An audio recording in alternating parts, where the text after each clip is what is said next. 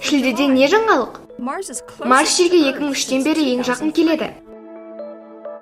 Сәлем, қош келіңіздер. Сіздермен Джейн Хьюстон Джонс, Пасадена, Калифорниядағы NASA реактивті қозғалыс зертханасынан.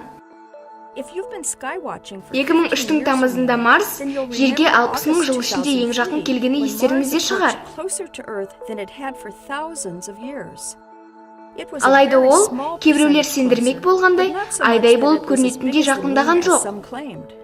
Марс құралсыз көзбен, кейбір үлкен сипаттарын көру мүмкін болған дүрбімен және әсіресе телескоппен тамаша бақыланды.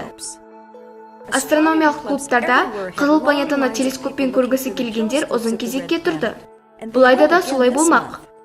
Аспанды бақылауды жаңа бастағандар үшін осы және келесі айда Марсты тексеруге жақсы мүмкіндік туады. Телескоп арқылы кейбір жарық және күңгірт нысандарды, ал кейде полюстегі мұзды да көре аласыз.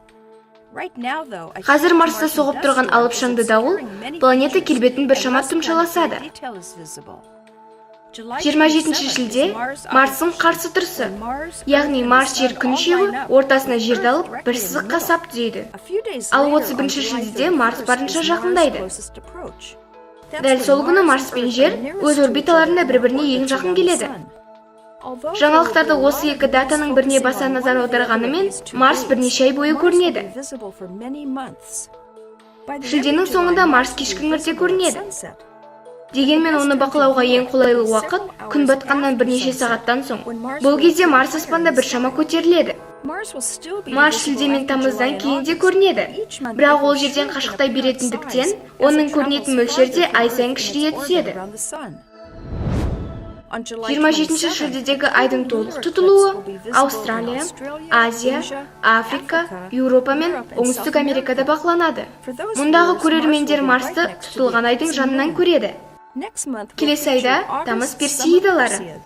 Жылдағы ең танымал метеор ағыны ай жаңа туған қараңғы аспанда тамаша бақыланбақ.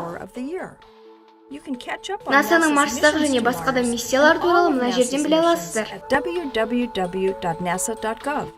Бұлай жөнінде осы. Сіздермен болған Джейн Хьюстон Джонс.